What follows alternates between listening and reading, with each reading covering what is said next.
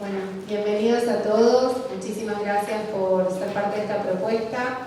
El tema el museo lo convoca desde el primer momento. Cuando se hizo la remodelación, quienes conocen el museo habrán visto que hay una pantalla que hace alusión a todas las minorías que fueron perseguidas. Tenemos, va a ser un año, una muestra temporaria que nació como una muestra temporaria de 3 meses y por la gran cantidad de gente que vino sigue estando aún acá enfrente sobre la persecución de los testigos de Jehová. Y en este caso vamos a presentar este panel sobre la persecución de homosexuales, gitanos y el plan eutanasia o eugenesia, o T4, ya hablaremos de por qué cada uno.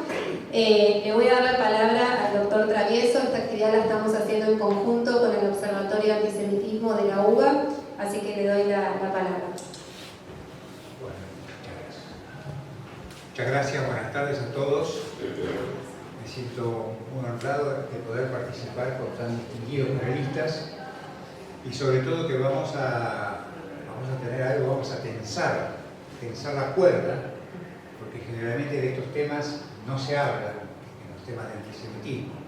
Así que vamos a hablar, básicamente vamos a salir avanzando, vamos a abrir la puerta, sobre todo a esos temas sobre ideología de pureza racial y social, la eliminación sistemática y la deshumanización prácticamente establecida. O sea, tanto el tema gitanos como homosexuales, como eutanasia o eugenesia, son elementos en donde los nazis actuaron con todas las fuerzas. Así que ahora callan las palabras y comienzan las ideas. Gracias. Bien, va a abrir este panel Joel Kaplan. Él es docente de formación ética y ciudadana en la escuela secundaria Sholem Aleichem, egresado de los programas sobre estudios del Holocausto, Masvidim, Morey Morim y actualización de Morey Morim 2024, auspiciado por Claims Conference y Fundación Mamá, cursando actualmente el diplomado en Holocausto, Genocidios y Derechos Humanos en North México. Becario del Instituto Latinoamericano Silverman, Museo Holocausto de Houston 2025, coordinador del curso llamado Triángulo Rosa, una aproximación al nazismo desde la perspectiva de género, dictado en el Centro Ana Frank, Rosario, Escuelita de Familia de Famailá, Tucumán, conferencista sobre la comunidad LGTBIQ+, y Holocausto en el Museo del Holocausto de Curitiba, Museo del Holocausto de Guatemala y en el Centro Sefarate de España. Ahora sí, Joel, damos la palabra. Bueno, primero, muchos bienvenidos a todos y a todas. En primer lugar, agradecer la invitación. Siempre es importante que en un espacio de memoria dé oportunidades a conversar y a charlar sobre estos temas. Cuando me invitaron a conversar sobre la temática, me parecía importante ubicar no solamente a los homosexuales como un grupo sociosexual que fue asesinado, sino como una identidad que tuvo un accionar y una vida antes, durante y después del Holocausto, sobre todo en Alemania, y poder mostrar a los homosexuales no únicamente como personas que fueron discriminadas y asesinadas, sino también como personas con historias de amor, dilemas y humanos que fueron parte de la sociedad alemana.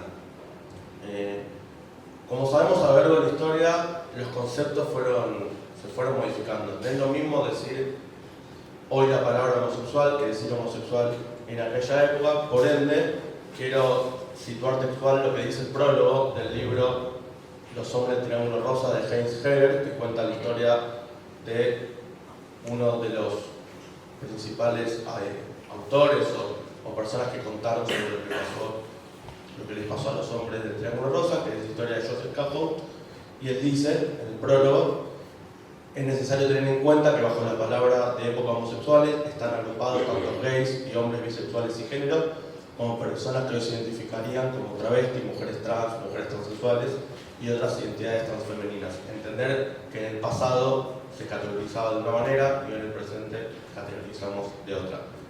En el día de hoy voy a mostrar algunos fragmentos de recursos filmográficos para ubicarnos en el antes, en el durante y en el después. Con respecto al antes y el después, voy a utilizar parte del documental Parágrafo 035 de Epstein y Friedman, hecho en el año 2000. Para hablar sobre el durante, voy a utilizar un fragmento de la película Welt de Sean Matías, que se hizo en 1997, y Para hablar también sobre el durante, voy a mostrar un fragmento también de un documental de dos argentinos, Nacho Steinberg y Esteban Jasper, que se llama El Triángulo Rosa de la cura nazi para la homosexualidad, y luego voy a concluir con otro fragmento de Parágrafo 135. Voy a compartir la presentación. Son 20 minutos más o menos cada uno y después dejamos un espacio al final para preguntas, así que quien quiera hacerlas. Perfecto.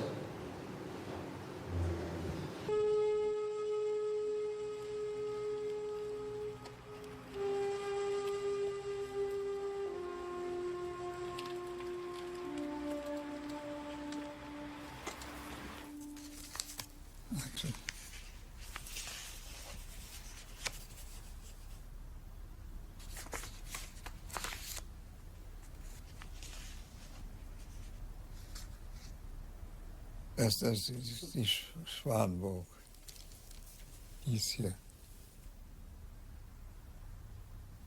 Das war ein Tanzlokal, auch normales und an bestimmten Tagen wurde es von der Schwulität gemietet.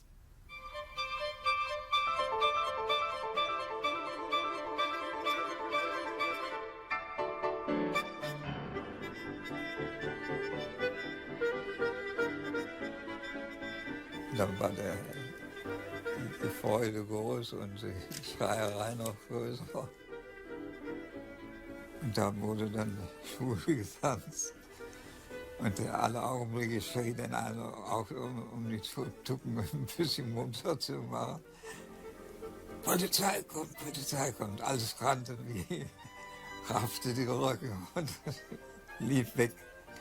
Und das kam gar nicht, die Polizei.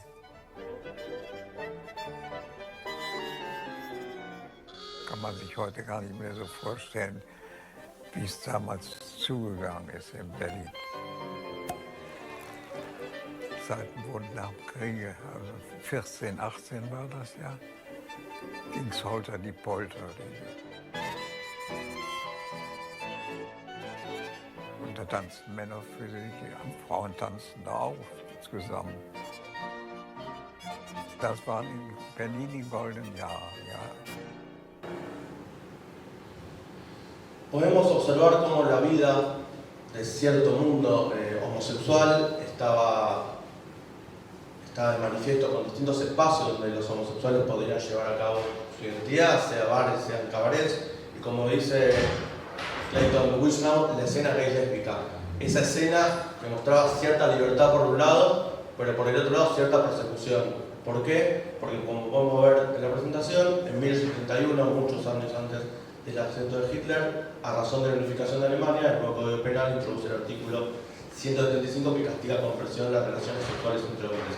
Acá aclarar que no habla de la palabra específicamente homosexualidad, pero sí hay una cuestión de lo que no produce, lo que no reproduce, es decir, las relaciones sexuales entre hombres.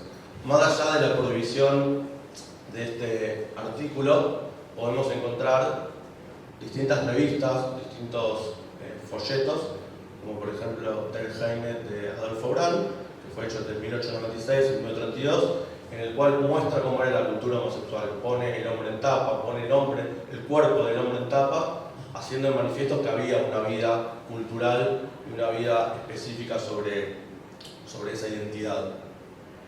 El 15 de mayo de 1897 se crea el Comité Científico Humanitario, que básicamente es un comité que lucha por reconocimiento social de hombres y mujeres homosexuales y transgénero, y es básicamente un grupo de lobby fuertemente para luchar contra la prohibición de este artículo, parágrafo 135. Es una de las primeras organizaciones en la historia de la humanidad que luchan específicamente por los derechos homosexuales. Eran 4 hombres, también destacar este punto en particular, y destacar el nombre de Magnus Hirschfeld, un judío homosexual, socialista, sexólogo, en el cual es uno de los principales personajes que llevan a cabo este comité. Dentro de este comité crean distintos anuarios y distintos escritos sobre estados sexuales intermedios. En ese momento Se creía que estaban los hombres por un lado, las mujeres por el otro, y había algo intermedio. Ese intermedio lo llamaban homosexualidad, o se podía entender como homosexualidad. En 1914, este médico llamado Magnus Hirschfeld escribe uno de los libros más importantes para esa época, que se llama La homosexualidad de hombres y mujeres, que vuelvo, como dije antes, pone en manifiesto, pone en palabras qué es ser homosexual hombre y qué es ser homosexual mujer. En 1919, Magnus Hirschfeld crea un instituto privado, un instituto de la ciencia sexual, en el cual había un museo del sexo, básicamente en ese espacio. En el Instituto de la Ciencia Sexual se hace la primera reasignación de género, la primera operación, a Dora Richter, que era una persona que trabajaba dentro del instituto, y también dentro del instituto, por ejemplo, se daba distintas aprobaciones legales para que, por ejemplo, los transexuales puedan caminar libremente por las calles alemanas. Era un lugar de referencia para el mundo LGBTIQ en general, pero sobre todo para los homosexuales. Y 1929, que es lo que hace referencia un poco la parte que mostré sobre Heinz Effer, el testimonio anterior, se crea El Dorado, este bar que tenía varias cadenas de bares, en el cual se vivía la cultura homosexual. En este bar no solamente participaban homosexuales y hacían distintas muestras para su población, sino había muchas personas heterosexuales que también consumían ese tipo de cultura. Por un lado, como un tema burlesco, voy a observar lo extraño, voy a observar lo que me parece raro, entre comillas, pero por el otro lado también, como dije antes, había un público homosexual que participaba bastante de este tipo de lugares, conocido como El Dorado. Recomiendo un documental en Netflix que está ahora, que se llama El Dorado, todo lo que los nazis odian, que básicamente cuenta la historia del Dorado y la población LGBT. Voy a ir un poco más rápido. El libro The Pink Triangle de Richard Plant, la guerra nazi contra los homosexuales, cita algunos testimonios de algunos diputados nazis y algunos jerarcas nazis en la época del nazismo. Traje dos testimonios porque me parece interesante pensarlos. Nuestra visión es que a través del artículo 135 la gente debería ser procesada severamente debido a que tales vicios conducen a la perdición de la nación alemana. Podemos poder observar que supuestamente hay un camino alemán que hay que seguir y la homosexualidad nos corre ese camino, nos corre de donde tenemos que llegar. Y por el otro lado, hay otro testimonio que dice: cualquiera que crea en el amor homosexual es enemigo nuestro. Rechazamos cualquier cosa que castre a nuestro pueblo y lo convierta en el juego para nuestros enemigos. El pueblo alemán debe aprender de nuevo a ejercer la disciplina.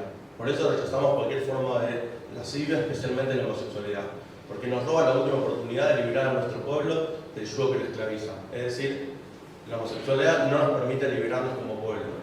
Y no es casualidad que puso al lado dos fotos, una foto de una familia y una foto de una mujer amamantando, entendiendo que la mujer podía ser un cuerpo gestante, más allá de su orientación sexual, si podríamos decirlo en términos de esa época. La mujer podría ser lesbiana, pero al fin y al cabo podría reproducir futuros alemanes. Por eso, no para la charla de hoy, podríamos analizar la homosexualidad, los gays de una manera y las lesbianas de otra manera. El 23 de febrero de 1973, como ven, está el Bar del Dorado transformado en un espacio nazi, una sede nazi. El 23 de febrero de 1973 se declara el cierre de todos los bares en el que se ha aprovechado para promocionar la inmoralidad, especialmente aquellos que frecuentan círculos que rinden homenaje a la inmoralidad antinatural, lo que no es natural.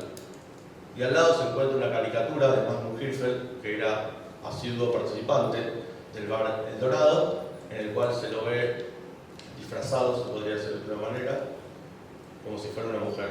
Volviendo a la cuestión de si es homosexual, se viste de mujer. También para pensar categorías del presente, para pensar el pasado. Poder relacionar lo que pasó en la historia con cómo observamos las categorías actuales. El 6 de mayo del 33, estudiantes dirigidos por la CCA entraron al Instituto de Magnus Hirschfeld y confiscaron la excepcional biblioteca. Entre ellas había 35.000 imágenes y 12.000 libros específicos sobre la temática. Algo interesante que tiene esta entrada de la CCA, que se observa en el documental El Dorado, todo lo que los nazis odian, que cuando se hace la quema del libro en el Opernplatz, se observa el busto de Magnus Hirschfeld yéndose a quemar con otros libros. Como efectivamente Magnus Hirschfeld, dentro de la comunidad berlinesa, es una persona conocida y reconocida por su trabajo.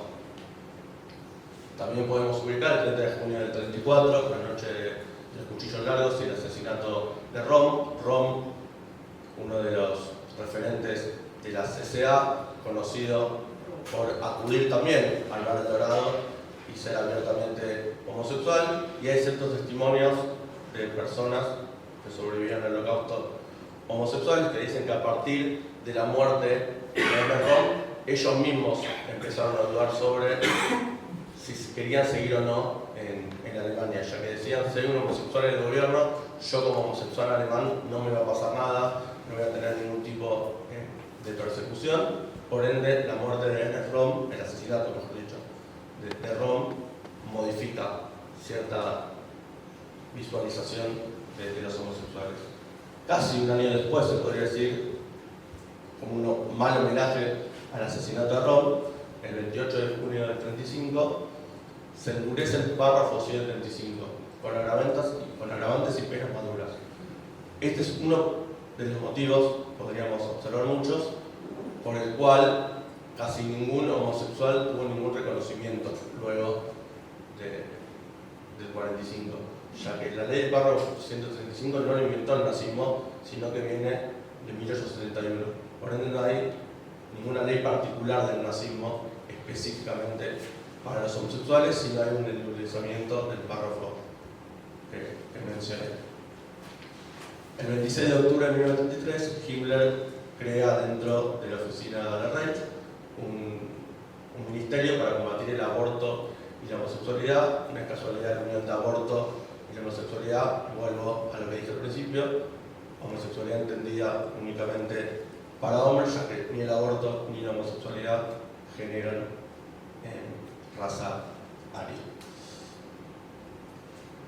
Podemos empezar a observar cómo las distintas marcaciones a los distintos delitos o razones por el cual las personas iban al campo. Acá encontramos para los homosexuales el triángulo rosa, y quiero mostrar un fragmento de la película Bent, que es una película, no voy a contar toda la película, pero básicamente es una película que cuenta la historia de un judío homosexual que le van pasando distintas cosas hasta que llega en un tren y llega a un campo y se pregunta, bueno, ¿qué estrella me pongo yo? ¿Si la amarilla o la rosa? O el triángulo rosa.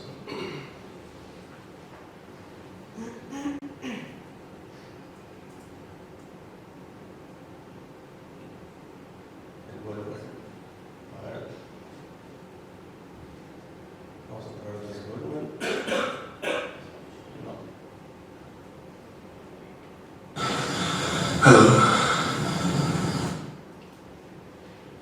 Vamos a ver más.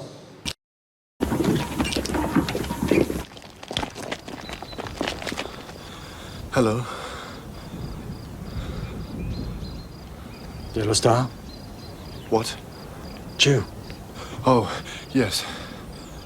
I wouldn't have thought it.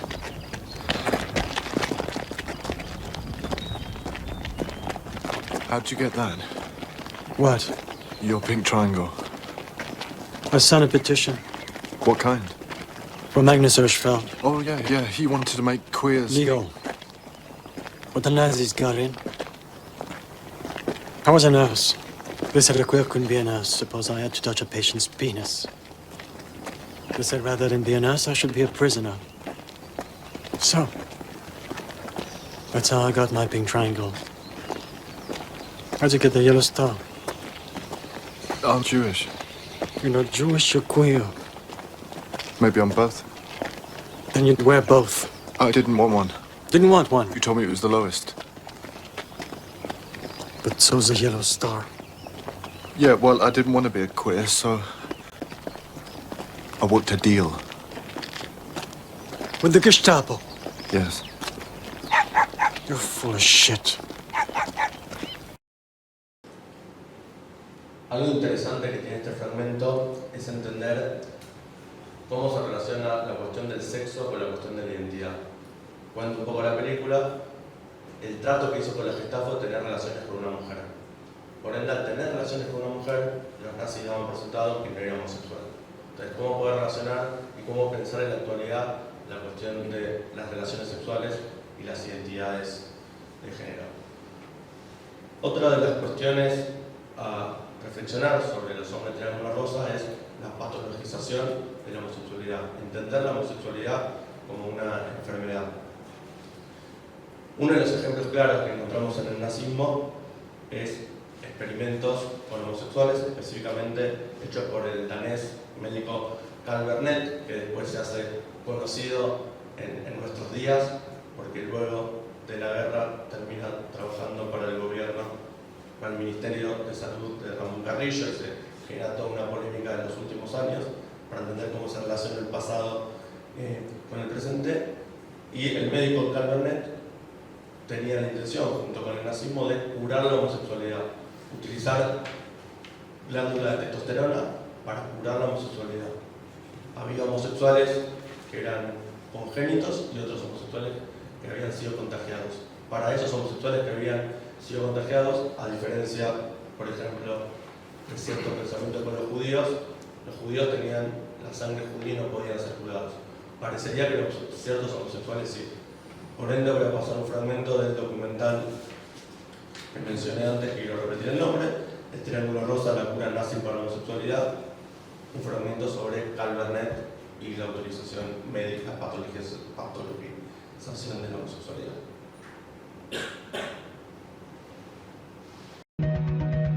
En el año 43, Bernet es promovido al cargo de mayor de las SS. En el 44 es transferido a Praga para conducir desde allí la experimentación. At that time, he had got this idea that he could make a kind of artificial gland, and he got some support from another Nazi who was also a soldier and even an engineer, civil engineer. So he made small capsules, and they were like a tube, and in this tube he put his testosterone. And the whole idea of this tube was that the surface of the interior was at the end, and this had all the time the same area. And that means that when this was operated and put in subcutaneously, actually under the skin, just here in the groin, then the hormone will be released from each of the ends of this capsule, and it would be the same concentration, a same amount, which would be released every day for maybe 2 or 3 months. Then they had to take a new artificial gland and put in. But that was the whole idea. So he went to Buchenwald twice, as far as we know. In September 1944 was the first time, and I think the second time was a couple of months later. And he operated upon probably 15, maybe 17 prisoners who were homosexuals, where he put in this artificial gland.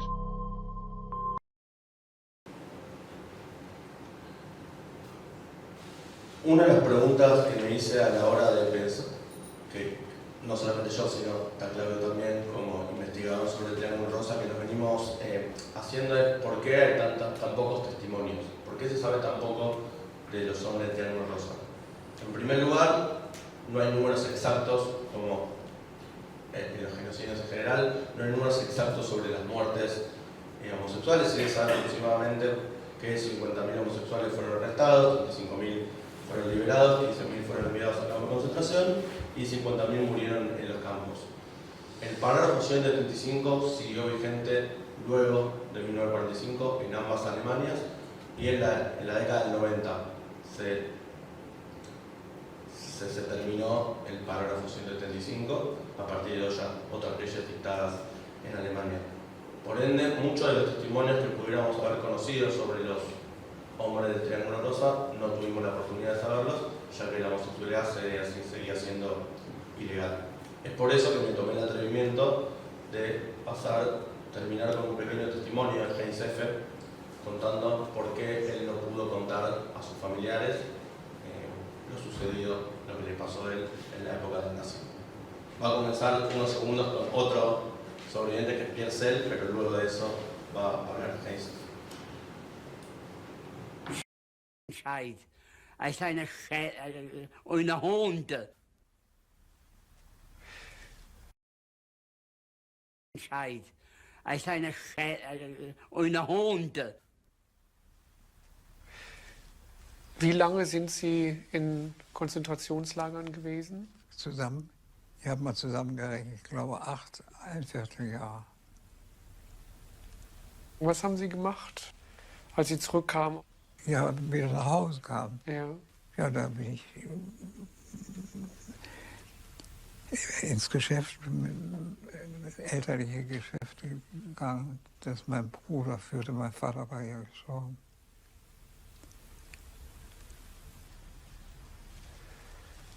Haben Sie Ihrem Bruder oder Ihrer Mutter erzählt, was passiert ist in den Lagern? Ich habe mit meiner Mutter nie drüber gesprochen. Mit meinem Vater konnte ich mal drüber sprechen, aber... Warum nicht? Aus Scham. Meine Mutter hat doch nie was gesagt. Das ist alles geduldig getragen.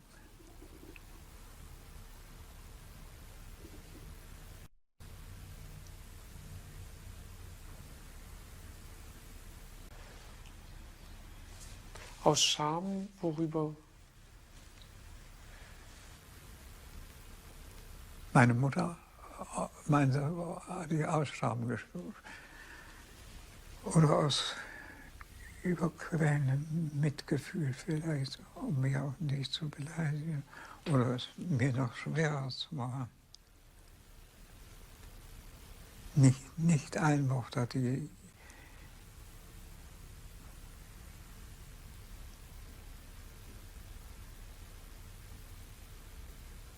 Aber heute ist es ganz schwer vorzustellen, dass Sie diese schrecklichen Jahre überlebt haben und zurückkamen und mit keinem drüber sprechen konnten, ja. Hab nie mit jemandem drüber gesprochen. Hätten Sie gern mit jemandem darüber gesprochen? Vielleicht mit meinem Vater.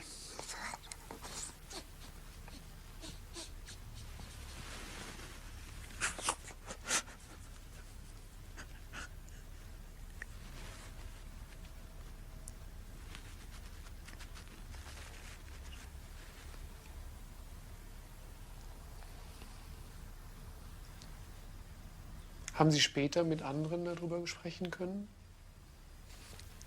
Nie. Es wollte auch keiner hören, wenn man bloß irgendein Stichwort sagt. Aber ich bin mit dem Kram zufrieden.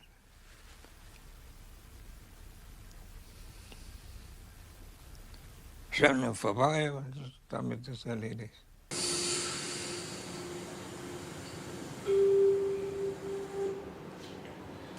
Carlos Jauregui, militante argentino, uno de los creadores del CHA, de la comunidad homosexual argentina, tiene una frase característica que me parecía interesante traer al día de hoy. En una sociedad que nos educa para la vergüenza, el orgullo es una respuesta política. Graciela Morgade, educadora argentina, especialista en educación sexual integral, habla del concepto de justicia de género. Traer esas voces acalladas del pasado y nosotros, de alguna manera, o por lo menos desde mi perspectiva, somos responsables de poder darle voz en el presente.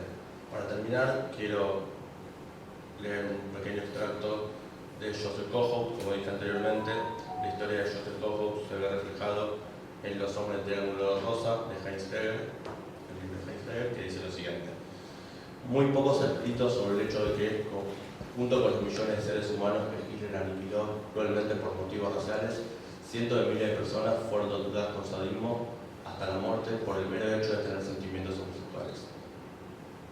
Muy pocos han dado a conocer hasta ahora que la locura de Hitler y sus acólitos no iba dirigida solamente contra los judíos, sino también contra nosotros los homosexuales, en ambos casos con el propósito de la solución final, en el aniquilamiento absoluto de estos seres humanos. Que nunca sean olvidadas esta multitud de muertos, nuestros anónimos inmortales mártires, Joseph Cojo, 1990. Muchas gracias.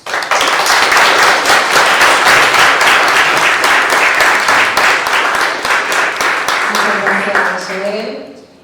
Bueno, a continuación seguimos con el licenciado Damián Cristo. Él es licenciado en Gestión de Políticas Públicas por la UNTREF, miembro del RAC, América Latina, Consejo Asesor Romaní de Naciones Unidas, delegado por la Argentina en la IRU, Unión Romaní Internacional, presidente de SOL, Argentina Asociación por los Derechos del Pueblo Gitano y Romaní. Aprovecho un segundo para contar que la semana pasada entregamos el premio La Rosa Blanca a una alumna de Palpalá que hizo un trabajo formidable con la comunidad gitana de su ciudad. Bueno, muchas gracias. No sé si... Sí, perdón, estaba en medio. Bueno, hasta que ponga la presentación, les cuento un poco de quién soy.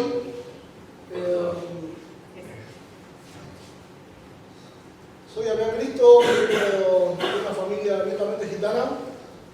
Soy pariente directo de sobrevivientes del Holocausto. Vengo recientemente de trabajar en Europa, estuve un mes ahí, haciendo una especialización, una capacitación con una beca de la Unión Europea y en parte con Naciones Unidas. Nos convoca el trabajo de Holocausto este año. Puntualmente se cumplieron 80 años del Holocausto gitano, de San Martín.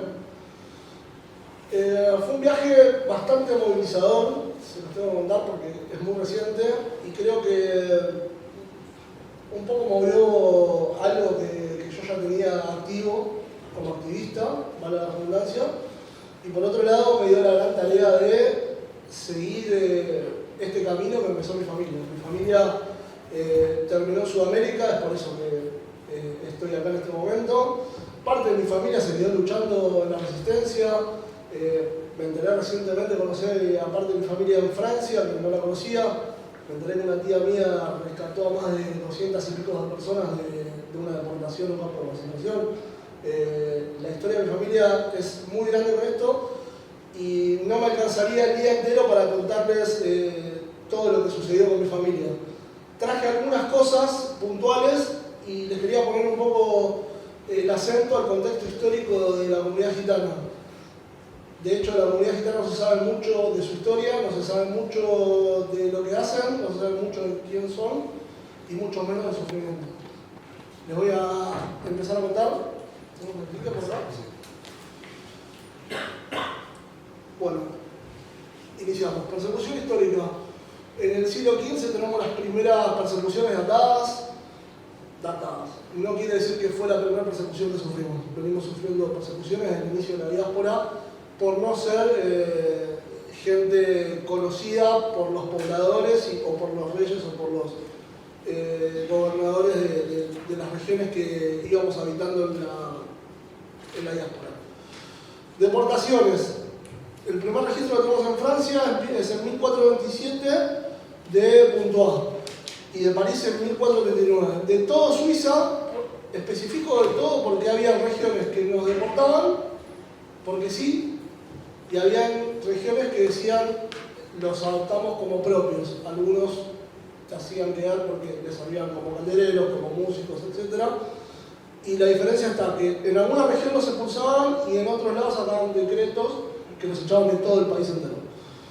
En el siglo XVI, de toda Alemania, en el 1500 aproximadamente, pero antes ya había un montón de temas con los gitanos. De Inglaterra, en 1514, remarco que bajo pena de muerte, porque empezaron a tomar el gusto a matar gitanos oficialmente, y quiero poner acento ahí. Empezó el aparato, si se quiere, Estado, en algunos casos no era Estado, a tratar a los gitanos como si fueran sus animales. De toda Bélgica, 1540, bajo pena de muerte también, España y Francia los enviaban a galeras, que eran barcos propulsados por fuerza humana, a trabajar como si fuesen esclavos, literalmente esclavos fueron. En el siglo XVII las deportaciones que tenemos datadas son... Esto es un fragmento de más o menos lo más importante de cada. Ahí mi hijo Valentino, que tuve la suerte de traerlo hoy como secretario de activismo y secretario académico, les repartió algunos, creo que no alcanzó para todos, pero ahí hay algo un poco más amplio. No sería mucho tiempo contar la minuta que les traje, pero bueno, está bueno que lo tengan en la mano para que lo puedan leer en casa. Desde Portugal las aportaciones fueron a América, en su mayoría. Podrían ser a Brasil, podrían ser más en Sudamérica, más Argentina, más bajo el sur, y después se diseminaron por toda América. Desde el siglo XV hasta 1864, al siglo XIX, lo más fuerte que tenemos fue la esclavización en Rumania, ¿sí? Y en Hungría. En Rumania y en Hungría hay una gran población gitana, de hecho, mis tatarabuelos provienen de Hungría, esto lo enteré recientemente, y se lo envían al último zar, a toda la familia entera se lo envían como un regalo real, porque eran músicos excelsos y bailarines clásicos, se lo mandan como un regalo de buen tino. ¿Qué sucedió? Otra vez tuvimos que escapar. Mi familia en los 23 se tuvieron que escapar de la Revolución Rusa porque eran parte de la corte real y eran considerados que eran parte del gobierno. ¿Sí? Acá les traje para graficar. Esto es algo que es un documento que encontraba hace no mucho tiempo. Y el documento dice: habiendo resuelto el rey de, porque está mal escrito encima, el rey de recojan, el rey, se recojan, disculpen, para definir como lo tenga conyuente, los gitanos avenidos y vagantes en efectos reinos en fin excepción de sexo, estado ni edad. Bueno, esta era una orden real que los reyes católicos liberaron contra el pueblo gitano. El pueblo gitano, si hablaba la lengua romaní, le cortaban la lengua. Si los escuchaban hablando entre ellos, les cortaban las orejas. Y es por eso que gran parte de los gitanos españoles, los calés, los que ven que tocan flamenco, son calés. Perdieron casi la lengua. De hecho, la están recuperando con nosotros los romaníes, que le estamos dando clases, nos estamos juntando mucho más a trabajar en el activismo y sobre todo estamos tratando de que esto renazca con las nuevas generaciones. Vamos a hablar de lo que nos convoca básicamente acá, del Samudaripén, que para nosotros es el holocausto gitano. Quiero hablar un poco de cómo se da la persecución. Creo que la persecución hacia el pueblo gitano y sobre todo para hacerla posible, no hubiese sido posible sin el otro, sin la sociedad civil. Creo que la sociedad civil tiene un rol importantísimo en todo esto y creo que es algo de lo que no se habla. Habiendo venido recientemente de Auschwitz, de Birkenau, y he estado en varios campos de concentración y hablar con gente que sufrió el holocausto en piel propia, me trajo esto muy adentro de contar un poco también que la sociedad civil tuvo un rol importante. Las tropas eran muchas, sí, pero no eran tantas como la población entera que les llevaban a la punta. Les decían dónde vivían, no los querían esconder, los mataban como perros. Nosotros, en nuestra historia reciente, cuando contamos que somos un número de víctimas, ese número de víctimas no lo escribimos nosotros. El número de víctimas que dicen los libros de historia, que no fueron consultados a nadie en mi comunidad, dicen que somos alrededor de 500.000 personas que murieron en el holocausto. Nosotros, por estudios recientes y por lo que calculamos, tenemos el número que se asoma a las 1,5 millones de víctimas. Entonces, ¿qué quiero decir con todo esto? No solo morimos en campo de concentración. Yo tengo historias familiares que han muerto escapando en bosques, que han matado a gente por el solo hecho de verlos escapando, de familias que tienen que dejar a sus hijos porque no pueden escapar con sus hijos y los tuvieron que abandonar y los mataron. Entonces, Creo que la sociedad civil tuvo un rol importantísimo y creo que le escapa un poco a la historia. Y está bueno en el Museo del Holocausto ponerlo arriba de la mesa y que reflexionemos juntos de cuál es nuestro rol como sociedad en cada momento. Porque estamos hablando de historia, pero como todos saben, la historia se repite en algún momento si no le prestamos atención y no le ponemos foco. Gran parte de mi tarea en el activismo, que la verdad que es algo que hago apasionadamente y sin ningún interés, es esto, es despertar la chispa a la gente, contar un poco lo que vive nuestro pueblo y tratar de encontrar aliados estratégicos, como los que encuentro acá, la verdad que me parece algo increíble, para poder seguir luchando contra todo esto, porque esta máquina sigue despierta. Esta máquina no murió. Dentro de todo esto que les voy a contar ahora sigo, les quiero contar brevemente. En este mes que me pasé en Europa, viviendo así en carne propia, un chofer de colectivo me golpeó la pierna por el solo hecho de ser gitano y estar sentado de una forma que no le gustaba. Casi tiene un problema grave, es lógico, 1,85 m, pesa 100 kilos, se metió en un problema. Y participé de un programa que se llama Dick I No Lister. En gitano quiere decir mirá y no olvides. Este programa trae a jóvenes de toda Europa, los capacita en el Holocausto, los hace ir al día de la conmemoración y les da una tarea para seguir siendo activistas de este grupo. El día que se fueron ellos, nosotros nos quedamos porque nos teníamos que ir a Praga a trabajar en las Naciones Unidas, seguir nuestro trabajo. Teníamos que redactar el documento final de todo lo que era el paso por los campos de concentración visitados. Se fueron un viernes a las 12 del mediodía. A las 3 de la tarde vinieron 3 micros llenos de militares. Que cuando les fui a preguntar si eran militares, me dijeron que no eran militares. ¿Saben qué eran? Miren eso. Estaban preparados para ir a la guerra, me dijeron.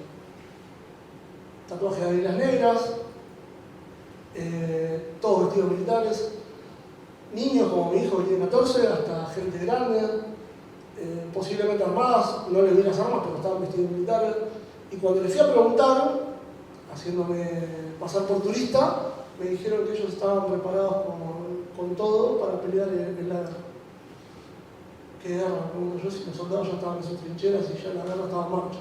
Bueno, ellos tienen su propia guerra y siguen en marcha.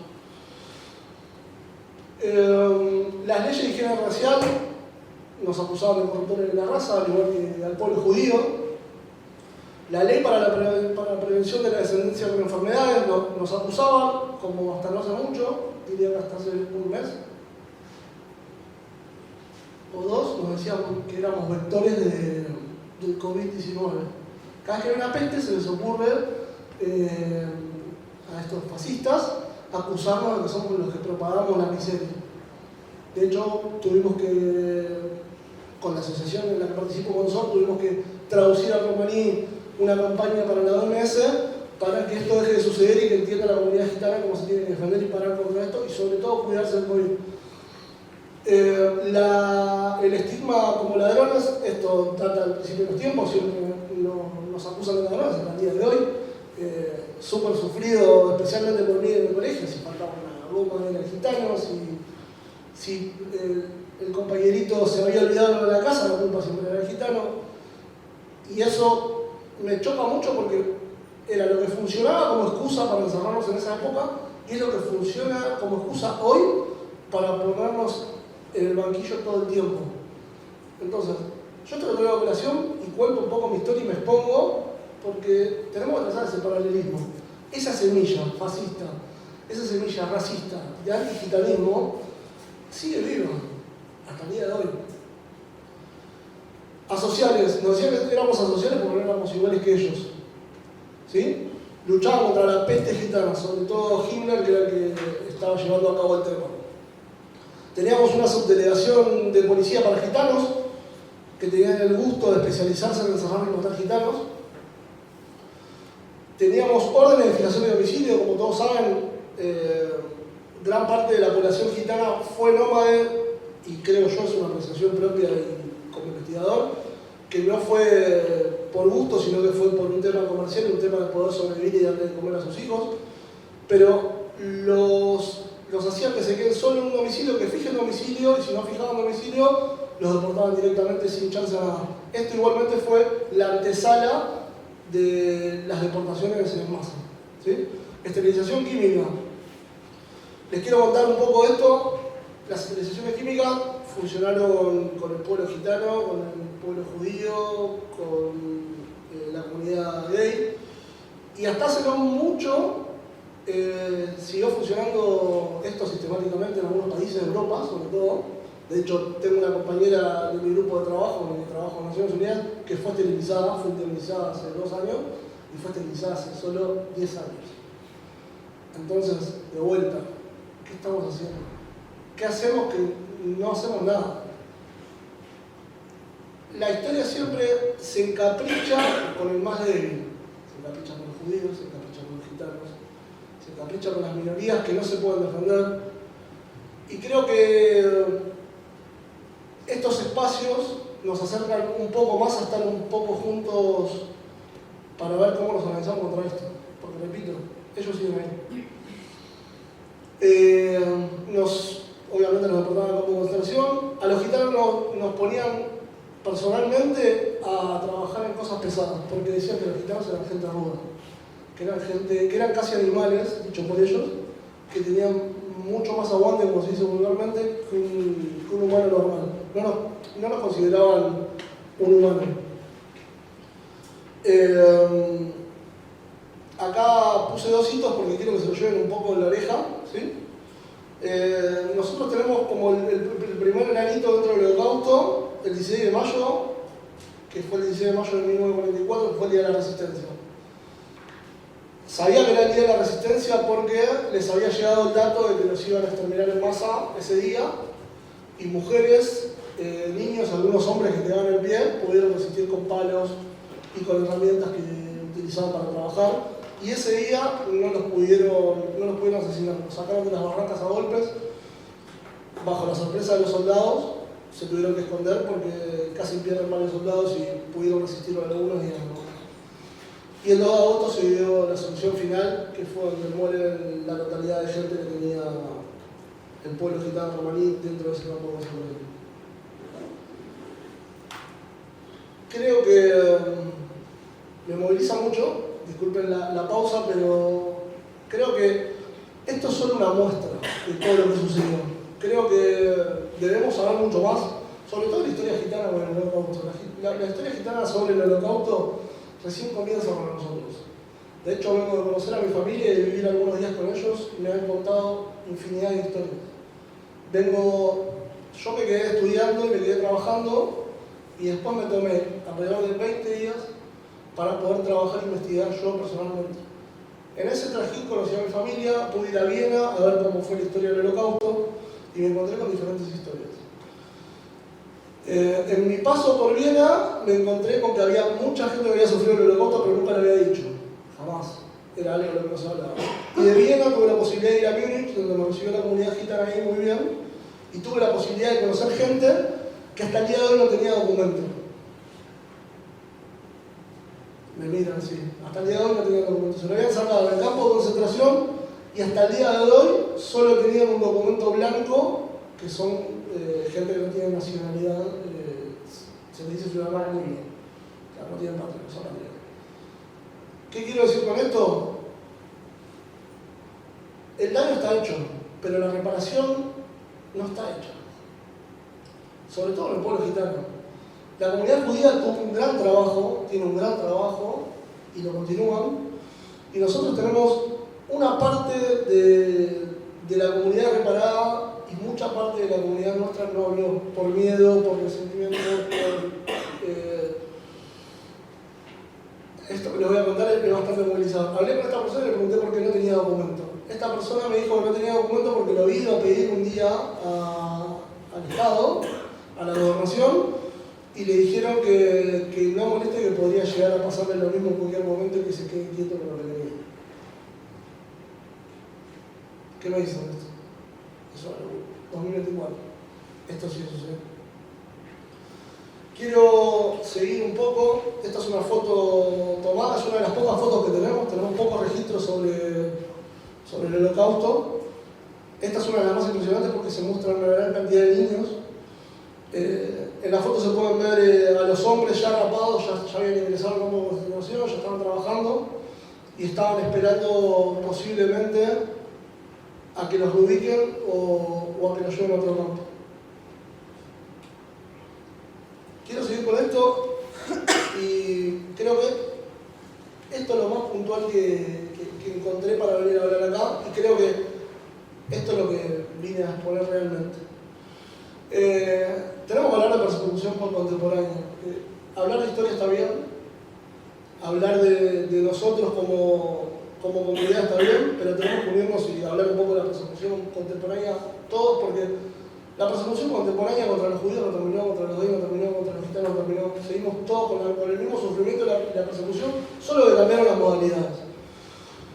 La gran persecución que tenemos hoy es en redes, ¿sí? Es el discurso de odios, redes sociales, medios convencionales, sociedad civil hegemónica, por no ser iguales, estamos sufriendo permanentemente. Sufrimos el racismo estructural permanentemente. Creo que hay mucha gente de la comunidad judía, no les quiero hacer levantar la mano, pero sé que hay un montón. Creo que sufren cosas parecidas.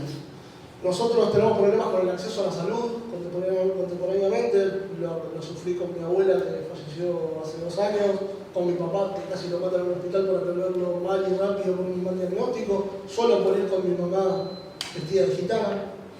Tenemos mucho problema con el acceso a la educación. Nosotros tenemos una gran tasa de deserción escolar, tenemos un problema gravísimo. Creo que soy uno de los pocos gitanos profesionales en Argentina. Y en Latinoamérica debemos ser uno recién. Acá voy a aprovechar para contarles algo corto. Hace poco me mandó un mensaje mi hijo Valentino, que está sentado en primera fila. Yo estaba en reunión de gabinete, de mi trabajo, en el Ministerio de Desarrollo Social, y es raro que Valentino me hable en el medio de la tarde. Lo abrí en el medio de la clase, de la tarde, lo llamé en el medio de la clase y le pregunté qué le pasaba. Bueno, en uno de los libros de texto, como está ahora muy de moda la polémica de Kicillof, decía que había gente con problemas mentales, que había gente que era homeless y que había gitanos.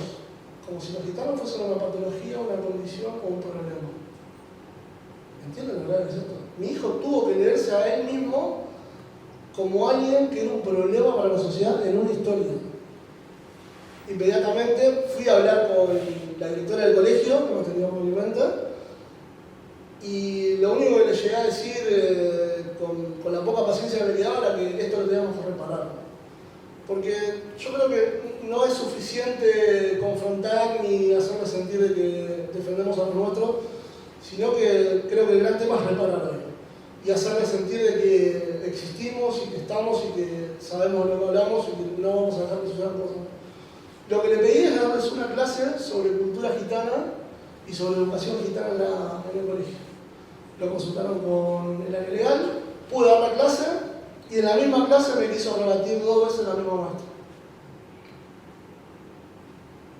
La directora ya me había comparado con un ser mitológico, me dijo, bueno, pero sos como el cuco. Dije, bueno, estás equivocado. Y después me quiso comparar con la dictadura. ¿Entienden que todos este germen siguen la gente? Está clarísimo el holocausto, está clarísimo, pero no el holocausto silencioso, el de hoy. Sí, ya termino, es la apropiación cultural, todo el tiempo están hablando del flamenco, están hablando de cosas que hacen los gitanos, pero nunca nombran a los gitanos como los creadores de esta cultura. De hecho, hay muchas palabras que decimos hoy que son de origen gitano y nadie lo sabe. Tenemos un gran problema por la presión por parte de los estados, nos extranjerizan, no existen políticas públicas hasta el día de hoy. Y tenemos también un gran problema con la prohibición de la cultura romaní. Tenemos casos en colegios de Neuquén que a las nenas no las dejan en vestires gitanas, que a los padres si van con la mujer al lado pueden llegar a tener algún tipo de problema los chicos después en las notas. Tenemos graves problemas.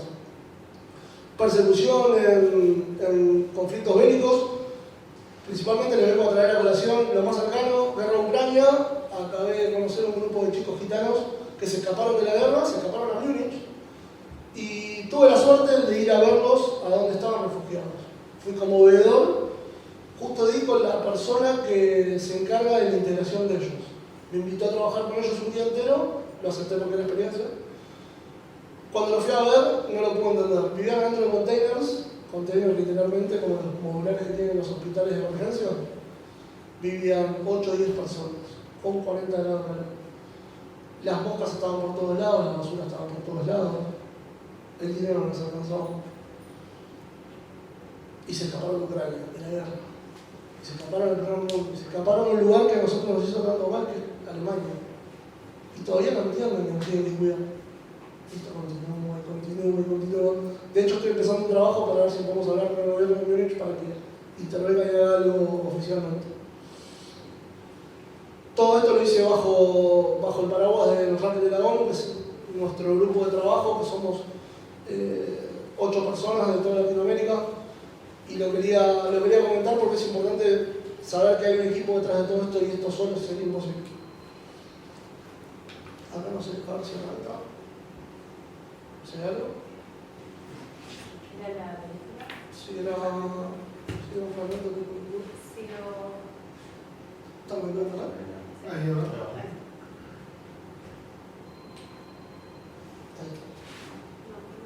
No, sacar de la presentación y si lo tenías, si había en YouTube. Sí.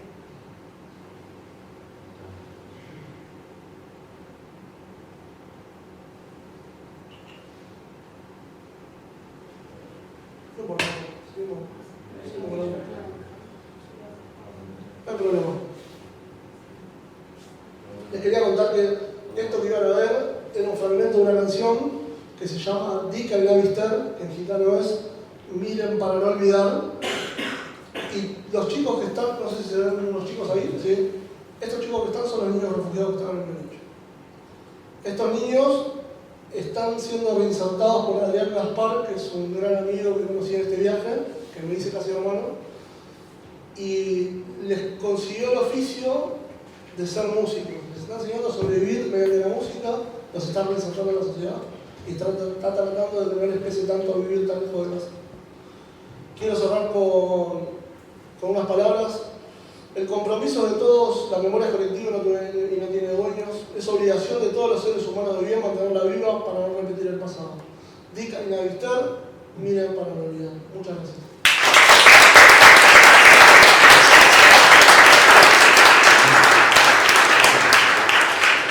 Muchas gracias, Damián. Y vamos a continuar con el licenciado Bruno Barbari, recibido como profesor de Historia por Joaquín B. González, licenciado en Relaciones Públicas de la UADE, maestrando en Historia Contemporánea por la Universidad de Itela, referente de contenidos de la muestra permanente y el nuevo Museo del Holocausto de Buenos Aires. Tiene ponencias en seminarios y jornadas de capacitación docente, profesor de la Diplomatura en Genocidio y Delitos de Lesa Humanidad en la Universidad Nacional de Tucumán y de la Diplomatura Universitaria en Estudios Judaicos de la Universidad Barbanel, guía del programa Marcha por la Vida, ex becaria de Yad Vashem, Morey Morim, Leonardo Shoah, capacitaciones en el Memorial de la Shoah en París y en Alemania. Ponencias que hemos aprendido muchísimo, incluyo todo lo que he aprendido escuchándolos. A mí me toca hablar de la persecución de las personas con discapacidad. Y acá, a diferencia de lo que Damián nos acabó de contar, pero sí en concordancia con la persecución a los homosexuales, vamos a ver cómo los nazis persiguieron a un propio grupo, ¿no? Dentro del grupo racial ario que conformaban esta jerarquía racial que ellos tenían. Y para entender esto tenemos que ir un poco a la cuestión ideológica. ¿De dónde los nazis tomaron estas cuestiones? Y para eso tenemos que irnos a la segunda mitad del siglo XIX. La raza se impuso como una teoría científica, la cual nosotros la vamos a denominar pseudocientífica. ¿Qué incorporaban estas cuestiones de la teoría de la raza? En primer lugar, el darwinismo social. No es que Darwin haya hablado de estas ideas, sino que fue una adaptación de la teoría de la evolución a la especie humana, a la especie Homo sapiens sapiens, en donde se establece que la especie humana está dividida en razas superiores e inferiores, y de esta manera se empieza a dar una mirada antropológica, ¿no?, en la cual se podría distinguir estas razas en función de su aspecto físico, de su fisonomía, el cráneo, la nariz, color de ojos, etc. Así también se complementa con las ideas de la eugenesia, que habla de buen origen, de mejorar los rasgos hereditarios. Y como podemos ver en esta representación, ¿no?, que dice los inteligentes, los menos inteligentes se están reproduciendo más que los más inteligentes. ¿Qué buscaban transmitir? Es que aquellos seres inferiores se reproducen a más velocidad que aquellos superiores. Y la mezcla, la cruza entre alguien de raza superior con alguien de raza inferior, lo que termina derivando es en el deterioro de la raza superior, ¿sí? Por eso proteger a los débiles, políticas sociales como asistir a los pobres, eran incorrectas según estas ideas. ¿Por qué? Porque se está favoreciendo al débil, ¿no? Para ellos, si el débil no se puede adaptar, entonces no merecería vivir. Y así vemos como esta higiene racial, que surge de ideas, ¿sí?, y se busca dar un marco científico de mejorar la calidad genética de la población. Estas ideas hablan de eliminar a aquellos menos aptos. Y fíjense cómo estas ideas van a tener arraigo en la política. Política de estos partidos que van surgiendo, como lo va a incorporar y lo va a tener el partido nazi, y que el partido nazi lo va a llevar como una política de Estado también. Entonces, ¿qué va a tener esta política de Estado? La exclusión, van a proponer la esterilización y exterminar a grupos inferiores. Y cuando están en el poder, la van a llevar a la práctica. La llevan a la práctica a través de lo que mencionaban previamente, la esterilización forzada de deficientes físicos, mentales, homosexuales, gitanos también, o aquellos que moralmente no podían aplicar a la comunidad perfecta, y la prohibición de matrimonios con personas indeseables para terminar con el exterminio de aquellos que consideraban no aptos. ¿Qué van a tomar los nazis? Los nazis se van a basar durante la República de Weimar, Ewald Metzer, que era consejero de salud pública, llevó adelante una encuesta cuyo resultado no fue el que él pensaba obtener. En esta encuesta, de 200 encuestados, 38 se negaron a responder, eran familiares que tenían personas con discapacidad. La primera pregunta era: ¿daría su consentimiento en cualquier caso para un acortamiento indoloro de la vida de su hijo después de que un especialista constatase que es incurablemente tonto? Pregunta 1. Pregunta 2. ¿Daría este consentimiento solo en el caso de que ya no pudiera ocuparse de su hijo? Por ejemplo, si usted falleciera. Los que son padres de hijos con discapacidad, siempre está ese gran temor, ¿no? ¿Qué va a pasar con mi hijo cuando nosotros no podamos asistirlo? Porque muchas veces los hermanos no se hacen cargo y los padres sienten, ¿no?, esa enorme responsabilidad, y hacia eso apunta. Y la tercera era: ¿daría su consentimiento solo si el niño padeciera dolores corporales y mentales agudos? Bueno, ¿cuál fue el resultado de esta encuesta? En la primera, en caso de que se constatase que era incurablemente tonto, el 73% votó afirmativamente y el 27% de forma negativa. Y ante las otras dos preguntas, ¿sí?, cuando se habla de que el padre falleciera y no pudiera ocuparse de su hijo, que su hijo padeciera dolores tan agudos que no los podía soportar, el 90% contestó afirmativamente y el 10% de manera negativa, ¿no? Metzer dijo: no me lo había esperado, lo contrario me habría parecido más creíble. Esto igualmente estamos hablando de una encuesta. Pero ¿qué hacen los nazis? Los nazis toman esto para justificar, ¿sí?, sus políticas, Y dentro del régimen nazi, entre el 33 y el 39, se van a llevar políticas de esterilización forzada, se van a esterilizar a 350.000 personas, haciendo vasectomías en los hombres y ligaduras de trompas en las mujeres. Después, en la medida que van avanzando, van a experimentar con otras formas de esterilización, especialmente porque se ve en Auschwitz, en el bloque 10, si a través de la radiación, por ejemplo, fue otra de las formas de experimentos para esterilizar gente. Y la muerte asistida. La muerte asistida, que va a estar entre el año 39 y el 45, en lo que se llamó el plan eutanasia, donde las cifras van desde 200.000 personas hasta 300.000 personas que fueron exterminadas. Y la pregunta que nos hacemos es hasta qué punto o en qué medida un médico puede intervenir en decisiones que conduzcan a la muerte, considerando que el rol del médico es salvar vidas.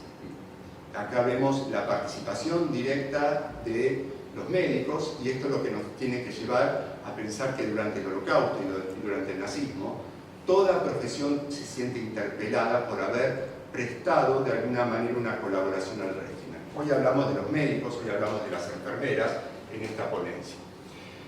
Los principios de la medicina nazi establecía que la medicina tiene que defender a los alemanes con herencias genéticamente saludables, ¿sí?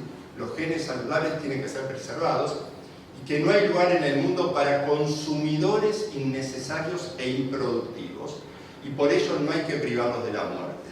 O sea, la persona con discapacidad como un consumidor innecesario o improductivo. ¿Cómo lo llamaban los nazis? Una boca inútil.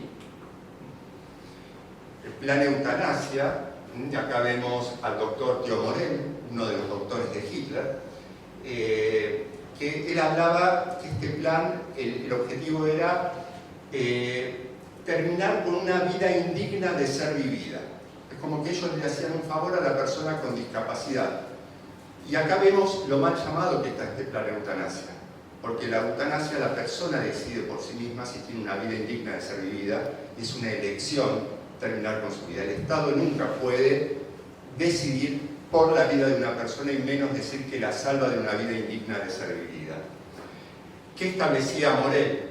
Que la persona con discapacidad generaba un gasto sanitario, que no tenía capacidad productiva, no aportaba a la sociedad, que las malformaciones físicas en las personas con discapacidad provocaban escalofríos en la opinión pública, y que en el caso de la guerra no se podía estar destinando médicos a asistir a personas improductivas mientras los soldados del frente necesitaban médicos que los atendieran.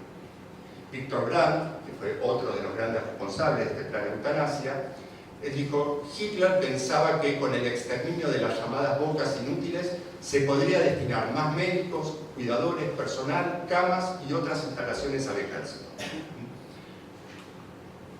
Por eso esta operación eutanasia, conocida también como T4, porque la oficina central donde llegaban los informes para hacer esa selección de quienes eran derivados a las clínicas para la muerte, se ubicaba en la calle Tiergarten 4, por eso se lo conoce como Acción T4.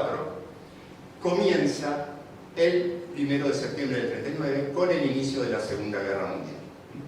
Allí podemos ver la autorización del programa firmado por Hitler, allí se ve la firma de Hitler, donde en la carta establece que el Reichsleiter Müller y el Dr. Brandt están a cargo con la responsabilidad de extender la autoridad a médicos con el fin de que personas que sufran ciertas enfermedades incurables, luego de un cuidadoso tratamiento, se les garantice una muerte digna. Oficialmente este plan, ¿sí?, fue firmado por Hitler, ¿no? Acá sí vemos una firma que en el caso del Holocausto, ¿no?, los negacionistas dicen no hay una firma de Hitler con este documento. Acá sí encontramos el documento. Y como la propaganda también tuvo un rol importante, así como hemos visto la propaganda en la política antijudía, así como Damián también nos mostró la propaganda, ¿sí?, contra los gitanos, contra los homosexuales, también la propaganda buscaba tener un efecto en la sociedad, y Joseph Goebbels, que dice: es intolerable en plena guerra tengamos que cargar con el peso de cientos de miles de personas completamente inadecuadas para la vida práctica, que están totalmente entontecidas y nunca podrán sanar, y que lastran el presupuesto social del país. frases de Joseph Goebbels, que lo anotó en su diario en 1941. Y ahí, fíjense, esta es una revista científica donde dice: esta persona genéticamente enferma costará 60.000 marcos a nuestra comunidad. Ciudadanos, ese es vuestro dinero. Están generando un gasto y no producen. Esterilización no es un castigo, sino una liberación. ¿Qué padre desea entregar a sus hijos semejante carga? ¿Quién escogería voluntariamente ser culpable de algo así? Esto lo transmitía la propaganda. Usted carga con ellos. Una persona con una enfermedad hereditaria cuesta en promedio 50.000 marcos del Reich hasta alcanzar los 60 años de edad. Y fíjense también cómo llegar a los adolescentes, a los jóvenes con estas ideas. Y ahí vemos un libro de ciencia y raza para escuelas elementales y secundarias, donde en una parte establecía: las enfermedades hereditarias suponen una carga para el Estado. El costo por día es, para un alumno normal, 0,33 Reichsmark, para un alumno retrasado, 1,5 Reichsmark, para un alumno enfermo mental, 4 Reichsmark, y para un ciego sordo, 4 Reichsmark. En 1932, dice en otra parte, en una ciudad alemana se produjeron los siguientes gastos: una persona con pensión baja, 433 Reichsmark; una persona desempleada con subsidio, 500 Reichsmark; el costo por una persona enferma mental, 1944. Esto estaba publicado en libros de texto. Y fíjense las imágenes que difundían para generar en la población rechazo, repudio. Y había cortos cinematográficos antes de empezar las películas en los cines, y fíjense los títulos de esos cortos: Vidas sin esperanzas, porque Dios no puede querer que los enfermos se reproduzcan; Pecados contra la sangre y la raza; Los pecados de los padres; Lo que heredamos; Palacios para los deficientes mentales o genéticamente enfermos. Son los títulos de estos cortos que se proyectaban en los cines cuando iba el pueblo, ¿sí?, a un cine a ver una determinada película. Goethe establece categorías de los que sufrieron el plan de eutanasia: gente con discapacidades físicas graves, personas con discapacidades mentales, como la esquizofrenia, la psicosis, depresión severa, enfermedades crónicas que requerían cuidados y que no eran considerados productivos, o sea que generaban un gasto para el Estado; gente con epilepsia y otras condiciones neurológicas; ciegos, sordos y otras capacidades sensoriales, si eran improductivos, ¿sí?, si no podían producir o si dependían de alguien para poder vivir; tuberculosos; pacientes económicamente improductivos, o sea, personas que no podían trabajar y consumían recursos del Estado; y otro punto fueron prisioneros trasladados de campos de concentración. Eso se lo llamó dentro del plan de eutanasia la acción 14F13. 14 era el código de la Oficina de Inspección de los Campos; F, que estaban destinados a la muerte, y 13 en los centros del plan de eutanasia.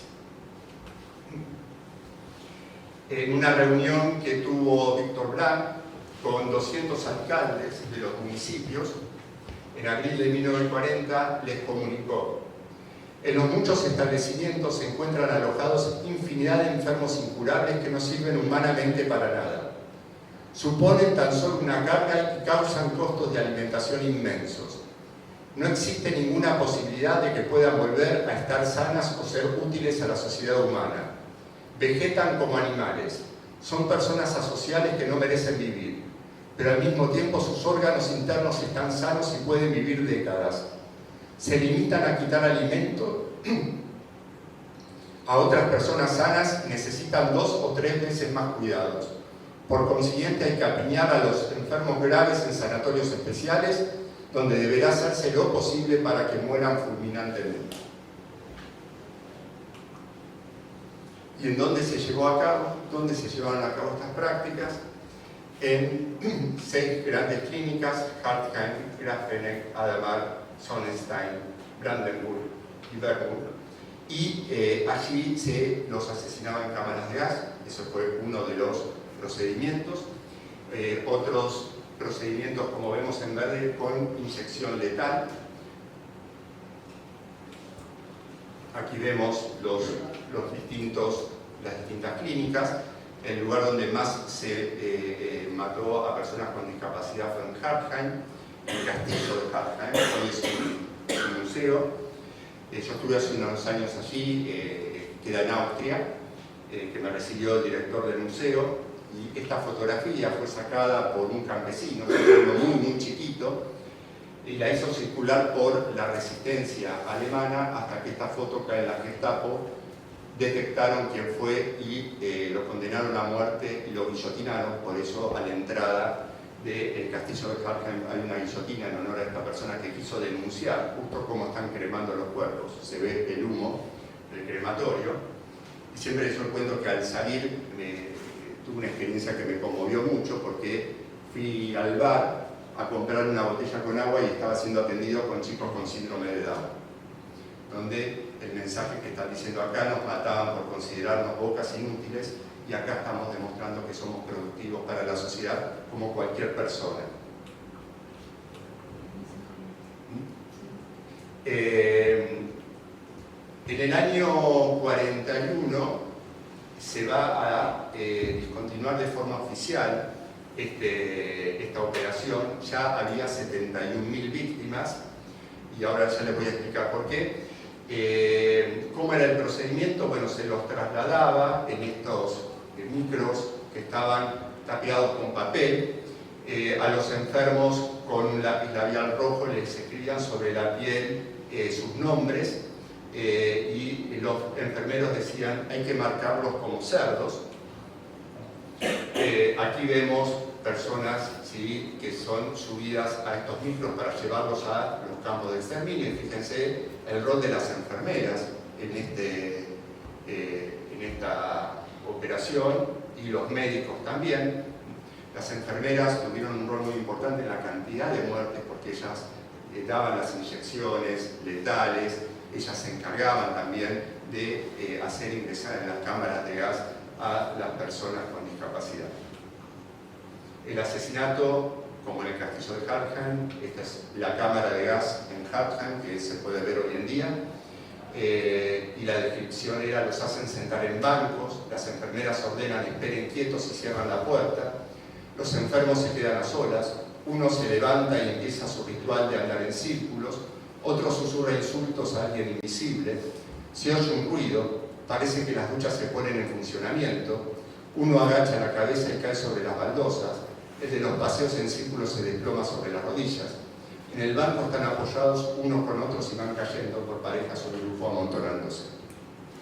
Aquí comienzan a utilizar el gas como metodología y el horno crematorio para hacer desaparecer, o sea, la evidencia.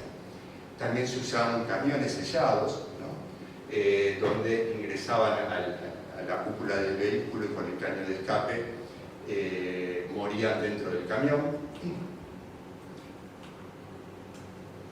¿Y por qué en 1941 se interrumpe este plan oficialmente?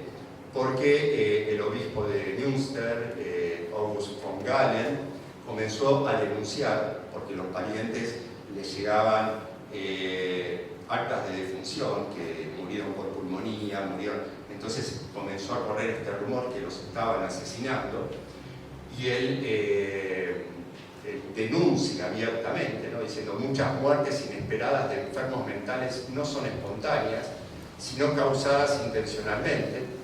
Detrás de la teoría que sostiene que se puede exterminar la llamada vida indigna de ser vivida, está una teoría horrible que pretende justificar el asesinato de inocentes, que legaliza la matanza violenta de impedidos que ya no pueden trabajar, viciados, enfermos incurables y ancianos caducos. ¿Sí? Hitler no quiere un problema con la opinión pública. Están en la guerra del año 1941, la campaña en Rusia, Entonces, este programa oficialmente se termina, pero va a seguir de una forma clandestina en otros centros, donde se piden matar más selectivamente, con mayor cuidado, y la cifra va a terminar en los 200.000. Bien, ya voy terminando. Por eso pasé algunas. Dentro de este programa también podemos ver ancianos, especialmente cuando las ciudades alemanas empiezan a ser bombardeadas. Vemos en Hamburgo en agosto de 1943, donde incluyeron en este programa ancianos para ser exterminados, fueron llevados a un centro de curación donde fueron exterminados, y también con soldados.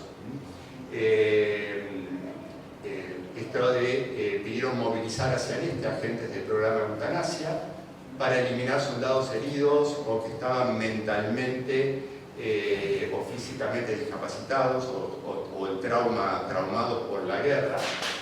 Y una enfermera, Pauline Neisler, ella misma cuenta que aplicó inyecciones letales a tropa mutilada, cegada o con daños cerebrales, mataba a los nuestros como en las cámaras de gas del castillo de Grafenegg. Morían sin ningún dolor alguno. Aquí vemos parte de los líderes de este plan de eutanasia, que en los juicios subsiguientes de Nuremberg fueron juzgados. Victor Brack, que fue el organizador del programa, fue sentenciado a la pena de muerte. Philipp Buller, que formaba parte de la Cancillería, se suicida. Karl Brandt también fue declarado con la pena de muerte, y Gebhardt también con la pena de muerte. Ahora, esto hablamos siempre, ¿no?, de las cadenas de mando. Se juzga a los que están más arriba, pero quienes estaban en los roles subalternos, enfermeras, médicos que participaron activamente, es como que en este contexto de Guerra Fría también se reciclan y siguen ejerciendo sus profesiones en las distintas ciudades de Alemania, ¿sí?, con la vista gorda de los aliados. Y para finalizar, simplemente entender el impacto que tuvo esta operación en el Holocausto, teniendo en cuenta que este fue el primer genocidio que hacen los nazis, ¿sí?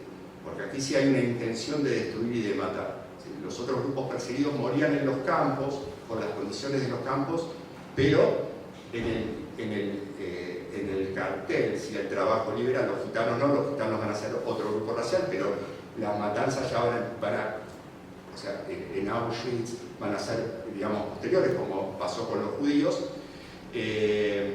Los otros grupos tenían el famoso el trabajo libera. ¿Por qué? Porque esos grupos arios dentro de la comunidad, a través del trabajo, podían volver a reinsertarse en la sociedad, a través del trabajo esclavo, si renunciaban a los principios. Si el homosexual, sí, como catalogaba Rudolf Hess, que lo cuenta en su libro Yo comandante de Auschwitz. Bueno, si era bisexual y estaba un tiempito haciendo trabajos forzados, podía reinsertarse en la sociedad, ¿sí? El caso que mostrabas en la película, que él contaba, sumé las dos etapas que tuve y fueron 8 años, porque fue liberado, pero después lo vuelven a agarrar y lo vuelven a llevar. ¿Por qué? Porque fue reincidente. Entonces, estos grupos sí podían ser educados, eran como enfermos que se podían curar, ¿sí? Con la cuestión de los gitanos, con la cuestión de los judíos, la metáfora no es la enfermedad sino el virus. El virus no se cura, sino que se destruye. Y vemos cómo esta forma, este procedimiento, cámara de gas, llegar, transportarlos, ¿sí?, que se tuvieran que desnudar, entrar a una cámara de gas y cremar los cuerpos, este know-how, este conocimiento que desarrollaron en la operación eutanasia, va a ser utilizado cuando decidan en escala gigantesca exterminar a los judíos, cuando crean los grandes campos de exterminio con los enormes crematorios como los de Auschwitz, que tenían capacidad de matar 2.000 personas a la vez. Muchas gracias.